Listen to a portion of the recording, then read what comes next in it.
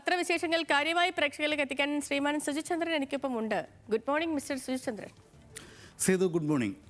കോഴിക്കോട്ടെ strong room തുറന്ന വാർത്ത, പശ്ചിമേഷ്യൻ സംഘർഷം, അതേപോലെ തെരഞ്ഞെടുപ്പിന് ശേഷം അതിൻ്റെ ഉദ്വേഗം കാത്തുസൂക്ഷിക്കാൻ വേണ്ടി പ്രത്യേകം ആയി ദിനപത്രങ്ങൾ കൊടുക്കുന്ന ഫീച്ചറുകൾ, പിന്നെ ലോൺ ആപ്പ്. ഇതൊക്കെയാണ് ഇന്നത്തെ ലോൺ ആപ്പിൻ്റെ ഭീഷണി. ഇതൊക്കെയാണ് ഇന്നത്തെ വാർത്തകൾ, പ്രധാന വാർത്തകൾ പത്രങ്ങളിലൊക്കെയുള്ളത്. മനോരമയിൽ നിന്ന് തുടങ്ങാം. സംശയം സ്ട്രോങ് എന്നാണ് നമ്മൾ ആദ്യം പറഞ്ഞത്. കോഴിക്കോട് വോട്ടിംഗ് യന്ത്രങ്ങൾ സൂക്ഷിക്കുന്ന സ്ട്രോങ് റൂമിന് സമീപം ഉദ്യോഗസ്ഥരെത്തി. ആ സ്ട്രോങ് റൂമിനപ്പുറത്തെ മെറ്റീരിയൽ സൂക്ഷിക്കുന്ന റൂം തുറന്നതിനെക്കുറിച്ചാണ് വാർത്ത. സംശയം സ്ട്രോങ് എന്നാണ് ഒന്നാമത്തെ വാർത്തയായി മനോരമ തലക്കെട്ട് നൽകിയിരിക്കുന്നത്. പക്ഷേ ഇന്നലെ തന്നെ ആ വാർത്തയുടെ ആരോപണം ചീറ്റിപ്പോയത് നമ്മൾ അടക്കമുള്ള മാധ്യമങ്ങൾ റിപ്പോർട്ട് ചെയ്യുന്നുണ്ടായിരുന്നു. അതായത് തുറന്നത് സ്ട്രോങ് റൂമല്ല, സ്ട്രോങ് റൂമിനപ്പുറത്തെ സീല് വെക്കാത്ത മെറ്റീരിയൽ സാമഗ്രികൾ സൂക്ഷിക്കുന്ന റൂം, അവിടെ നിന്ന് ഇലക്ഷൻ രേഖകൾ എടുത്ത് സോഫ്റ്റ്വെയർ അപ്ഡേറ്റ് ചെയ്യാൻ വേണ്ടി തുറന്നതാണെന്നും ഇത് സ്ഥാനാർത്ഥികളെയും സ്ഥാനാർത്ഥികളുടെ ഏജൻറ്റുമാരെയും മുൻകൂട്ടി അറിയിച്ചെന്ന് മാധ്യമങ്ങളോട് വിളിച്ചു പറഞ്ഞത് പേരാമ്പ്രയിലെ സ്ഥാനാർത്ഥി UDF സ്ഥാനാർത്ഥി ഫാത്തിമ തഹ്ലിയ തന്നെയാണ്. അതിനുശേഷം UDF നേതൃത്വം ഇടപെടുകയും കോൺഗ്രസ് നേതൃത്വം ഇടപെടുകയും പിന്നീട് അവരവരുടെ സ്റ്റാൻഡിൽ നേരിയ മാറ്റം വരുത്തുകയും ഒക്കെ ചെയ്തത് നമ്മൾ കണ്ടു. ഏതായാലും മനോരമയ്ക്ക് ഇപ്പോഴും സംശയം സ്ട്രോങ് ആണ്. കണ്ടെത്തിയത് കാവൽ നിന്ന് UDF പ്രവർത്തകരാണെന്ന് പറയുന്നു. സ്ട്രോങ് റൂം തുറന്ന മട്ടിൽ തന്നെയാണ് എഴുതിയിരിക്കുന്നത്. വോട്ടർമാരുടെ വിവരം രേഖപ്പെടുത്തിയ ഫോം എടുക്കാനെന്ന് ഉദ്യോഗസ്ഥർ. അതിലൊരു ഉറപ്പ് ഏതായാലും മനോരമയ്ക്കില്ല. തെരഞ്ഞെടുപ്പ് കമ്മീഷന് UDF പരാതി നൽകിയിരിക്കുന്നു. ചോദ്യങ്ങൾ ബാക്കിയാണ്. ഒപ്പം ഇൻസെറ്റിൽ VD സതീശൻ പ്രതിപക്ഷ നേതാവിൻ്റെ ആരോപണമടക്കം ഒന്നാമത്തെ വാർത്തയായി പ്രത്യേകിച്ച് കാര്യമൊന്നുമില്ലാതെ ഇന്നലെ തന്നെ ചീറ്റിപ്പോയൊരു വാർത്തയാണ് മലയാള മനോരമ കൊടുത്തിരിക്കുന്നത്. മറ്റൊരു പ്രധാനപ്പെട്ട വാർത്ത തള്ളു മാത്രം എന്നാണ്. മെഡിസെപ്പ് ചൂഷണം രൂക്ഷം, സർക്കാർ നോക്കുകുത്തി. ഇന്നലെ മുതൽ മനോരമ തുടങ്ങി വച്ചിരിക്കുന്ന ഒരു ക്യാമ്പയിനാണിത്. മെഡിസെപ്പ് ഇൻഷുറൻസ് പദ്ധതിയിൽ നിന്ന് കാര്യമായ ഇൻഷുറൻസ് പരിരക്ഷ സാധാരണ ജനങ്ങൾക്ക്, ഉപഭോക്താക്കൾക്ക് കിട്ടുന്നില്ല എന്ന ക്യാമ്പയിൻ രണ്ടാമത്തെ ദിവസവും വളരെ ശക്തമായി വലിയ തലക്കെട്ടോടുകൂടി നൽകിയിരിക്കുന്നു. ഇതുവരെ തള്ളിയത് 1.25 ലക്ഷത്തോളം പേരുടെ ക്ലെയിമുകൾ. സോഫ്റ്റ്വെയർ തകരാറിലെന്ന് പറഞ്ഞ് മുൻകൂർ പണം വാങ്ങുന്നു. ഇത് ഡിസ്ചാർജ് ആവുന്ന സമയത്തും കിട്ടുന്നില്ല. പക്ഷാഘാതം വന്നയാളോട് പോലും കിടത്തി ചികിത്സ എന്തിനെന്ന് ചോദിച്ചു എന്ന് മനോരമ ആരോപിക്കുന്നു. ശരിയെങ്കിൽ വളരെ ഗൗരവപ്പെട്ട ഒരു വാർത്ത തന്നെയാണ്. തുടർച്ചയായ രണ്ടാം ദിവസവും വലിയ ഇൻറ്റൻസിറ്റിയിൽ തന്നെ അത് റിപ്പോർട്ട് ചെയ്തുകൊണ്ടിരിക്കുകയാണ് മനോരമ.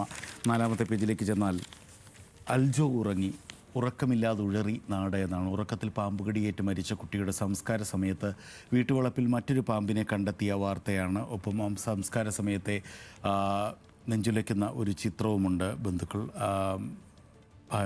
അച്ഛനും അമ്മയും അമ്മാവനുമടക്കം കുഞ്ഞു ശവപേടകത്തിനരികെ വിലപിക്കുന്ന ചിത്രം. ഉറക്കത്തിൽ പാമ്പുകടിയേറ്റ് മരിച്ച മറ്റൊരു കടമ്പോട് കാവുങ്ങൽ അൽജോയുടെ മൃതദേഹം വീട്ടിൽ പൊതുദർശനത്തിന് വെച്ച സമയത്ത് മറ്റൊരു പാമ്പിനെ കൂടി കണ്ടെത്തി. രാവിലെ അൽജോയുടെ മൃതദേഹവും വഹിച്ചുകൊണ്ടുള്ള വാഹനം ജന്മനാട്ടിലെത്തിയപ്പോൾ നാടാകെ അൽജോയുടെ സ്മരണയിൽ തേങ്ങി എന്നതടക്കം അതിൻ്റെ വിശദാംശങ്ങൾ നൽകുന്നു മനോരമ. 9ാം പേജിലേക്ക് വന്നാൽ ചോദിക്കുന്നത് മുഴങ്ങുമോ വിസിലെന്നാണ്. തമിഴ്നാട്ടിലെയും വെസ്റ്റ് ബംഗാളിലെയും പരസ്യപ്രചാരണം ഇന്ന് അവസാനിക്കുകയാണ്. മാസ് എൻട്രിയുമായി ജനനായകൻ. ഈസ്റ്റ് തിരുച്ചിറപ്പള്ളിയിലൂടെ രാജാറാം ശാലയിലൂടെ ആൾക്കടൽ ഒഴുകി വരുന്നു. ഇന്നലത്തെ വിജയുടെ തെരഞ്ഞെടുപ്പ് പ്രചാരണത്തെ പറ്റിയാണ്. അപ്പോൾ അതിനിടയിലേക്ക് ഒഴുക്ക് കുറഞ്ഞ പുഴയിലേക്ക് വീണ ഇല പോലെ അതിനിടയിലേക്ക് ഇഴഞ്ഞിഴഞ്ഞ് നീങ്ങുന്ന വാഹനം മുന്നിൽ വില്ല് പോലെ വളഞ്ഞു. അതിൻ്റെ ഒരു വാങ്മയം കൊടുത്തിരിക്കുകയാണ്. ഈ cinema style voting, cinema style പ്രചാരണം, സിനിമ സ്റ്റൈൽ എൻട്രി, ഇതിനൊക്കെ ഇടയിലും 6-7 മണിക്കൂർ നീണ്ട ഈ പ്രചാരണത്തിനിടയിൽ ഒരു വാക്ക് പോലും വിജയ് മിണ്ടിയിട്ടില്ല, പ്രസംഗിച്ചിട്ടില്ല. പക്ഷേ ഈ സൈലൻ്റ് സാന്നിധ്യം അവിടുത്തെ മുന്നണികളെ ഉലയ്ക്കുമോ എന്ന് മനോരമ ചോദിക്കുന്നു. മാതൃഭൂമിയിലേക്ക് വന്നാൽ 1ാമത്തെ പേജിൽ ആദ്യം കടൽ യുദ്ധം. ആകാശയുദ്ധം കഴിഞ്ഞ് കടൽ യുദ്ധത്തിലേക്ക് കടന്നിരിക്കുകയാണ്. ഇറാൻ കപ്പൽ US പിടിച്ചെടുത്തു. ഹോർമുസ് കടലിടുക്കിൽ ഇറാൻ പതാകയേന്തിയ ചരക്ക് കപ്പൽ പിടിച്ചെടുക്കുന്നതിനായി US നാവികസേന ഹെലികോപ്റ്ററിൽ വന്നിറങ്ങുന്നു. അമേരിക്ക പുറത്തുവിട്ട ചിത്രമാണ്. ഇതിനെ ഇറാൻ റിറ്റാലിയേറ്റ് ചെയ്ത വാർത്ത പിന്നാലെ വന്നിരുന്നു, തിരിച്ചടിച്ച വാർത്ത. വെടിനിർത്തൽ കാലാവധി നാളെ അവസാനിക്കുമ്പോൾ മേഖല വീണ്ടും ഒരു സംഘർഷഭരിതമായ സാഹചര്യത്തിലേക്ക് നീങ്ങുകയാണ്. കണക്കില്ലാതെ കേന്ദ്ര സർക്കാരിന് മറ്റൊരു വാർത്തയുണ്ട്. ഇന്നലത്തെ ദേശാഭിമാനി പത്രത്തിൻ്റെ പ്രധാന വാർത്തയായിരുന്നു. മാതൃഭൂമി ഇന്നത് പ്രാധാന്യത്തോടെ 1ാം പേജിൽ നൽകിയിരിക്കുന്നു. 54,282 കോടി കണക്കില്ലാതെ ചെലവഴിച്ചുവെന്ന് കേന്ദ്ര സർക്കാർ ചെലവഴിച്ചുവെന്ന് CAG കണ്ടെത്തിയിരിക്കുന്നു. റിപ്പോർട്ട് സഭയിൽ വെച്ചു. സർക്കാർ മറുപടി പറയണമെന്ന് CPIM ആവശ്യപ്പെടുന്നത്. കൃത്യമായ കണക്കില്ലാതെ കേന്ദ്ര സർക്കാർ ഈ പറയുന്ന 54,282 54,282.32 കോടി രൂപ ചെലവഴിച്ചെന്ന് comptroller and auditor general of ഇന്ത്യയുടെ റിപ്പോർട്ട്. ഈ വാർത്ത ഇന്നലത്തെ ദേശാഭിമാനി വാർത്തയായിരുന്നു. ദേശാഭിമാനി ഇന്നും അതിൻ്റെ ഫോളോ അപ്പ് പ്രധാന വാർത്തയായി ഒന്നാം തലക്കെട്ടായി തന്നെ നൽകിയിട്ടുണ്ട്. ഏതായാലും മാതൃഭൂമി ഇന്നത് ഒന്നാം തലക്കെട്ടായി നൽകുന്നു. കടലും ചൂടിലാണ് എന്നാണ് മറ്റൊരു വാർത്ത. കേരള തീരത്ത് സമുദ്ര താപതരംഗം പുതിയൊരു പ്രതിഭാസമാണ്. പുതിയ പ്രതിഭാസമല്ല, ഞാൻ ആദ്യമായി കേൾക്കുകയാണ് സമുദ്ര താപതരംഗം. അത്ര പരിചിതമല്ലാത്ത കാലാവസ്ഥാ റിപ്പോർട്ടുകളുമായി ബന്ധപ്പെട്ട് കടലും ചൂടിലാണ്. ഇതിൻ്റെ ഫലമായി മത്സ്യങ്ങൾ ചൂട് കുറഞ്ഞ സ്ഥലങ്ങളിലേക്ക് നീങ്ങും. താപനിലയിലെ മാറ്റം നെയ്മത്തി, അയല തുടങ്ങിയ മത്സ്യങ്ങളെ കാര്യമായി ബാധിക്കും. കാരണം ഇവയ്ക്ക് സംവേദകക്ഷമത കൂടുതലായതിനാൽ ശാരീരിക സമ്മർദ്ദത്തിന്, അവയ്ക്ക് ഈ ചെറിയ മത്സ്യങ്ങളുടെ ശാരീരിക സമ്മർദ്ദത്തിന് കാരണമാകും. അതോടെ മത്സ്യങ്ങൾ ചൂട് കുറഞ്ഞ സ്ഥലങ്ങളിലേക്ക് നീങ്ങും. കടലിലെ സൂക്ഷ്മ സസ്യങ്ങളെയും ഇത് ബാധിക്കും. മത്സ്യങ്ങൾ ഉൾപ്പെടെയുള്ള ഒട്ടുമിക്ക സമുദ്രജീവികളുടെയും പ്രധാന ആഹാരമാണിത്. സമുദ്രത്തിൽ ഓക്സിജൻ്റെ അളവും കുറയാം. ഇത്തരത്തിൽ ചൂട് കൂടിയാൽ എങ്ങനെയാണത് പാരിസ്ഥിതിക സന്തുലിതാവസ്ഥയെ ആകെ ബാധിക്കുക എന്ന തരത്തിലുള്ള ആശങ്കകൾ അടക്കം നിലനിൽക്കുന്നുണ്ട്. 7-ാം പേജിലേക്ക് പോവുകയാണെങ്കിൽ വായ്പാ ആപ്പിൽ കുടുങ്ങുന്നവർ ഏറെയും വീട്ടമ്മമാരും വിദ്യാർത്ഥികളും. നമ്മളടക്കമുള്ള മാധ്യമങ്ങൾ, പ്രധാന മാധ്യമങ്ങളൊക്കെ തന്നെ ഇന്നലെ 1-2 ദിവസമായി കാര്യമായി നൽകുന്ന വാർത്തയാണിത്. വേഗം പണം പിന്നെ കുടുങ്ങും. ചതിക്കപ്പെട്ടവരിൽ ചെറിയൊരു വിഭാഗം മാത്രമേ പരാതിയുമായി എത്തുന്നുള്ളൂ എന്നതാണ് പ്രശ്നം. വിദ്യാർത്ഥികൾ വായ്പയെടുക്കുന്നത് വീട്ടുകാരറിയാതെയാണ്. ചെറിയ ഡോക്യുമെൻറ്റേഷൻ പരിപാടികളൊന്നും ഇല്ലാത്തതുകൊണ്ട് ചെറിയ നടപടിക്രമത്തിൽ നമ്മുടെ ഫോണിലേക്ക് ഉപയോഗിച്ച് തന്നെ പണം എത്തുന്നു. പിന്നെ അതിൻ്റെ പിന്നാലെ ജീവൻ തന്നെ കുടുങ്ങിപ്പോകുന്ന വായ്പച്ചൂണ്ടയുടെ വാർത്ത മിക്ക പത്രങ്ങളും നൽകിയിട്ടുണ്ട്. ദേശാഭിമാനിയിലേക്ക് വന്നാൽ ക്ലിക്കരുത് മരണക്കുരുക്ക് എന്നാണ് അവർ പറയുന്നത്. സ്മാർട്ട് ഫോൺ വിരൽത്തുമ്പിൽ ലോകം എത്തി നിൽക്കുമ്പോൾ മറുവശത്ത് അദൃശ്യമായ ചതിക്കുഴികളും ഒരുങ്ങുകയാണ്. ഈടില്ലാതെ പണമെത്തിക്കുന്ന ലോൺ ആപ്പുകളും ഡിജിറ്റൽ അറസ്റ്റ് ഉൾപ്പെടെയുള്ള സൈബർ തട്ടിപ്പുകളും സാധാരണക്കാരുടെ സമാധാനം കെടുത്തുന്നു. ഈടായി അഭിമാനവും സ്വകാര്യതയുമാണ് നമുക്ക് നൽകേണ്ടി വരുന്നത്. വട്ടിപ്പലിശക്കാർ തോൽക്കുന്ന 40-50-60% ഒക്കെ വരെ. ഇന്നലെ ADGP നമ്മുടെ അതിഥിയായി വന്ന് രാവിലെ ഹലോ മലയാളത്തിൽ തന്നെ പറഞ്ഞത് 70% വരെ പലിശ ഈ കൂട്ടർ ഈടാക്കുന്നു എന്നാണ്. നേരത്തെ മാതൃഭൂമിയിൽ വന്ന പ്രധാന പേജിലെ വാർത്ത ദേശാഭിമാനിയിൽ ഇന്നലെ വന്നു എന്ന് പറഞ്ഞതിൻ്റെ ഫോളോ അപ്പ് ഇന്ന് വന്നിട്ടുണ്ട്. പ്രധാന വാർത്തയായി തന്നെ 54,282 കോടി രൂപ ചെലവിട്ടതിന് കണക്കില്ലെന്ന് CAG. ഇന്നലത്തെ അതേ ആരോപണം, ഏതാണ്ട് അതേ വാർത്ത തന്നെ ആരോപിക്കുകയാണ് ദേശാഭിമാനി. വെളിപ്പെട്ടത് മോദിയുടെ കടുംവെട്ടാണ്. 13,926 വിനിയോഗ സർട്ടിഫിക്കറ്റുകൾ കേന്ദ്രം ഹാജരാക്കിയില്ല. BJP ഭരിക്കുന്ന സംസ്ഥാനങ്ങൾക്ക് സർട്ടിഫിക്കറ്റ് സമർപ്പിക്കുന്നതിൽ വലിയ വീഴ്ചയുണ്ടായി. GST പിരിവിൽ 21,695 കോടി രൂപയുടെ ക്രമക്കേട് നടന്നുവെന്ന് ദേശാഭിമാനി ആരോപിക്കുന്നു. കേരള കൗമുദിയിലേക്ക് വന്നാൽ സാധാരണ കേരള കൗമുദിയുടെ ഒരു ഹോം സ്റ്റൈൽ, ഒരു പ്രത്യേകത, അതിൻ്റെ ഒരു ക്യാരക്ടർ മറ്റു പത്രങ്ങളിൽ നിന്ന് വ്യത്യസ്തമായ തലക്കെട്ടുകൾ നൽകി വേറിട്ട തലക്കെട്ടുകൾ നൽകാറുണ്ട്. അതാണ് ഒരു കേരള കൗമുദി സ്റ്റൈൽ. ഒന്നാമത്തെ തലക്കെട്ട് തന്നെ മാളം വിട്ട് പാമ്പ് എന്നുള്ളതാണ്. വേണം പ്രത്യേക കരുതൽ, ഈർപ്പം തേടി ഈ ചൂടുകാലത്ത് പാമ്പുകളെത്തും.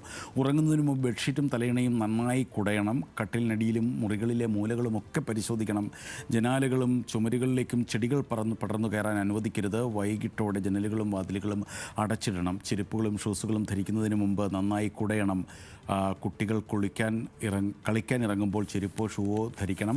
മാത്രമല്ല പ്രധാനപ്പെട്ട കാര്യം, ആശുപത്രികളിൽ ആൻറ്റിവെനം ലഭ്യമാണ്. പാമ്പിൻ്റെ കടിയേറ്റാൽ ഉടൻ ആശുപത്രിയിൽ എത്തിക്കണം. താലൂക്ക്, ജില്ലാ, ജനറൽ മെഡിക്കൽ കോളേജ് ആശുപത്രികളിൽ പോളിവാലൻ്റ് ആൻറ്റിവെനം ലഭ്യമാണ്.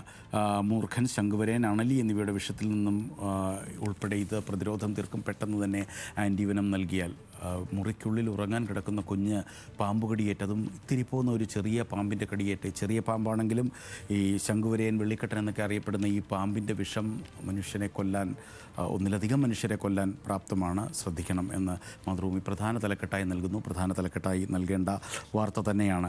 കൈകോർത്ത് ഇന്ത്യ റഷ്യ എന്ന രണ്ടാമത്തെ വാർത്ത കേരള കൗമുദിയുടേത്. പാക് US സൗഹൃദം മുന്നിൽ കണ്ടുള്ള നീക്കമാണ്. ഇന്ത്യയും റഷ്യയും സേനാ താവളങ്ങൾ പരസ്പരം വിട്ടുകൊടുക്കും. വിന്യസിക്കുന്നത് 5 യുദ്ധക്കപ്പലുകൾ, 3000 സൈനികർ, 10 യുദ്ധവിമാനങ്ങൾ. പശ്ചിമേഷ്യൻ സംഘർഷത്തിൻ്റെ മറവിൽ ട്രംപ് ഭരണകൂടം പാകിസ്ഥാനോട് കൂടുതൽ ചായ്വ് പ്രകടിപ്പിക്കുന്നതിനിടെ റഷ്യയിലെ കരനാവിക വ്യോമസേനാ താവളങ്ങൾ ഇന്ത്യക്കും അതുപോലെ തിരിച്ചും പരസ്പരം പങ്കുവെക്കാനുള്ള കരാർ, അതായത് റെലോസ് കരാർ പ്രാബല്യത്തിൽ വരികയാണ്. ആർട്ടിക് മേഖലയിലും പ്രവേശനം. ആഗോള മെരിടൈം ഹോട്ട്സ്പോട്ടായി മാറുന്ന റഷ്യയുടെ ആർട്ടിക് മേഖലയിലേക്ക് ഇന്ത്യക്ക് പ്രവേശനം ലഭിക്കും എന്ന് പറയുന്നു കേരള കൗമുദി. കേരള കൗമുദിയുടെ രണ്ടാമത്തെ പേജിൽ മറ്റൊരു വാർത്തയുണ്ട്. പീലിരേഖ ഹൈടെക് ആകുന്നു. എന്താണ് ഈ പീലിരേഖ എന്ന് പറഞ്ഞാൽ, ഈ മെട്രോ സ്റ്റേഷനിലെ മഞ്ഞ വരയുണ്ടല്ലോ, നമ്മളവിടെ നിൽക്കുമ്പോൾ എപ്പോഴും അനൗൺസ്മെൻറ്റ് വരും, മഞ്ഞ വര മുറിച്ചു കിടക്കരുത്. കാരണം ട്രാക്കിന് തൊട്ടടുത്താണ് ഹൈ വോൾട്ടേജ് ട്രാക്ക്. ഇലക്ട്രിസിറ്റി മെട്രോയുടെ താഴെയാണല്ലോ ഉള്ളത്. മാത്രമല്ല അപകടം. അത് ഇത് ഹൈടെക് ആകുന്നു. സാധാരണ വിസിലടിച്ചവിടുത്തെ ഉദ്യോഗസ്ഥരാണ് പറയാറുള്ളത് അങ്ങോട്ടേക്ക് നീങ്ങരുത് എന്ന്. ഈ പീലി രേഖ എന്ന് പറയുന്നത് മഞ്ഞവരയാണ്. മഞ്ഞവര മറികടക്കരുതെന്ന് എപ്പോഴും ഇംഗ്ലീഷിലും ഹിന്ദിയിലും മലയാളത്തിലും സദാ മുന്നറിയിപ്പുണ്ട്. മഞ്ഞവരയിൽ കാലം തൊട്ടാൽ സൈറൻ മുഴങ്ങുന്ന പുതിയ സംവിധാനം മെട്രോ ആവിഷ്കരിക്കുകയാണ്. അതും സ്വന്തം ടെക്നിക്കൽ വിഭാഗം തന്നെയാണ് ഉണ്ടാക്കിയത്. ഇൻഫ്രാറെഡ് രശ്മികൾ ഉപയോഗിച്ചാണ് ഈ സംവിധാനം. മഞ്ഞവരയിൽ കാൽ തൊട്ടാൽ അപ്പോൾ തന്നെ സൈറൻ മുഴങ്ങും. പക്ഷേ അപ്പോഴും സെക്യൂരിറ്റി ജീവനക്കാരെ പിൻവലിക്കില്ല. വീക്ഷണത്തിൽ അട്ടിമറി ശ്രമം ദുരൂഹതയെന്നാണ്. നേരത്തെ മുന്നറിയിപ്പില്ലാതെ സ്ട്രോങ് റൂം തുറന്നു എന്ന് തന്നെ വീക്ഷണം പറയുന്നു ഉദ്യോഗസ്ഥരകത്ത്. സ്ട്രോങ് റൂമല്ല, സ്ട്രോങ് റൂമിനടുത്തുള്ള മെറ്റീരിയൽ റൂമാണെന്ന് വ്യക്തമായിട്ടും അട്ടിമറി ശ്രമം ദുരൂഹത നടന്നുവെന്ന് തീർച്ചയായിട്ടും അങ്ങനെ ഒരു പ്രതിപക്ഷ പത്രത്തിന് ആരോപിക്കാവുന്നതാണ്. നമ്മുടെ ജനാധിപത്യ സംവിധാനത്തിൽ തെരഞ്ഞെടുപ്പുകളെ ഇത്ര വിജിലൻ്റായി ജനവും മാധ്യമങ്ങളും നോക്കുന്നു, കൈകാര്യം ചെയ്യുന്നു എന്നുള്ളതിൻ്റെ ഒരു പോസിറ്റീവായിട്ട് വേണമെങ്കിൽ എടുക്കാം. ചന്ദ്രികയിലും അത് തന്നെയാണ്. സ്ട്രോങ് റൂം തുറന്നു. അട്ടിമറി ശ്രമം കോഴിക്കോട് JDTയിലെ സ്ട്രോങ് റൂം തുറന്നത് സ്ഥാനാർത്ഥിയോ ചീഫ് ഇലക്ഷൻ ഏജൻറ്റോ ഇല്ലാതെ LDFനും NDAയ്ക്കും പരാതിയില്ലാത്തത് അട്ടിമറി സംശയം ബലപ്പെടുത്തുന്നു. നടപടി സ്വീകരിക്കണമെന്ന് UDF ആവശ്യപ്പെടുന്നു. UDF പത്രങ്ങളൊക്കെ അത് പ്രധാന തലക്കെട്ടാക്കുന്നു. മംഗളത്തിലെ വാർത്ത മറ്റൊന്നാണ് പ്രധാന വാർത്ത. മറ്റു പത്രങ്ങളിലും ഇത് പ്രാധാന്യത്തോടെ ഉണ്ടെങ്കിലും പ്രധാന തലക്കെട്ട് സർക്കാരിനോട് ഹൈക്കോടതി ചോദിച്ചിരിക്കുന്നു, ട്രിബ്യൂണൽ ധൂർത്ത് ഇനിയും തുടരണോ? അതായത് സംസ്ഥാനത്തെ വിജിലൻസ് ട്രിബ്യൂണലുകളുടെ പ്രവർത്തനം പുനഃപരിശോധിക്കണമെന്ന് സർക്കാരിനോട് ഹൈക്കോടതിക്ക് ആവശ്യപ്പെട്ടിരിക്കുകയാണ്. ഗസറ്റഡ് സർക്കാർ ഉദ്യോഗസ്ഥർക്കെതിരായ അഴിമതി ആരോപണ കേസുകൾ അന്വേഷിച്ച് നടപടി ശുപാർശ ചെയ്യാൻ രൂപീകരിച്ച ട്രിബ്യൂണലുകൾ ഇനി തുടരണമോ എന്നാണ് കോടതി ചോദിക്കുന്നത്. കാരണം വലിയ ചെലവിലാണ്, വലിയ ജഡ്ജിമാരടക്കം ഉള്ളവർക്ക് ശമ്പളം കൊടുത്തുകൊണ്ട് കോടിക്കണക്കിന് രൂപ ചെലവിലാണ് ഇത് നടത്തിപ്പോകുന്നത്. പക്ഷേ പ്രതിവർഷം ശരാശരി 5 കേസുകളൊക്കെ മാത്രമാണ് ട്രിബ്യൂണൽ കൈകാര്യം ചെയ്യുന്നത്. കേസുകളില്ലാതെ ഇങ്ങനെയൊരു സംവിധാനം തുടരണമോ എന്നാണ് ഹൈക്കോടതിയുടെ ചോദ്യം. ജന്മഭൂമിയിലേക്ക് വന്നാൽ വനിതാ സംവരണം അട്ടിമറിച്ചതിനെതിരെ BJP പ്രക്ഷോഭത്തിനൊരുങ്ങുന്നു. 24 തിരുവനന്തപുരത്ത് മഹിളാ മുന്നേറ്റ യാത്ര നടത്തുന്നു എന്നാണ്. ഈ മഹിളാ സംവരണ ബില്ല് എങ്ങനെയാണ് എത്തിയതെന്നും അതിൻ്റെ പിന്നിൽ ഒളിപ്പിച്ചു വെക്കപ്പെട്ട ദുരൂഹതകൾ എന്തൊക്കെയാണെന്നും ഈ ദിവസങ്ങളിൽ വ്യക്തമായതാണ്. നിലവിലെ പാർലമെൻറ്റ് അംഗസംഖ്യയ്ക്കുള്ളിൽ തന്നെ ഇത് നടപ്പാക്കാൻ തയ്യാറാണ് എന്ന് പ്രതിപക്ഷമടക്കം പറയുമ്പോഴും വനിതാ സംവരണം പ്രതിപക്ഷം അട്ടിമറിച്ചു എന്ന ആരോപണത്തിൽ ദേശീയ ക്യാമ്പയിൻ നടത്തുകയാണ് BJP. മാധ്യമത്തിൽ അടിമുടി ദുരൂഹത. ബംഗാൾ SIR കമ്മീഷൻ്റെയും ട്രിബ്യൂണലുകളുടെയും നിർണായക നീക്കങ്ങൾ വിജിലൻസ് ട്രിബ്യൂണലുകളെ ഓഡിറ്റ് ചെയ്യണമെന്ന മറ്റൊരു ട്രിബ്യൂണൽ നേരത്തെ ഇപ്പോൾ വായിച്ച വാർത്ത മാധ്യമം നൽകിയിരിക്കുന്നു. സ്ട്രോങ് അല്ലേ റൂമെന്നും അവർ ചോദിക്കുന്നുണ്ട്. സിറാജിലേക്ക് വന്നാൽ സംഘർഷം പിടിച്ചെടുത്ത US ചർച്ചയ്ക്കില്ലെന്ന് ഇറാൻ. സംഘർഷം കടുക്കുമെന്ന് സിറാജ് പറയുന്നു. ഇതൊക്കെയാണ് സേതു ഇന്നത്തെ പ്രധാന വാർത്തകൾ.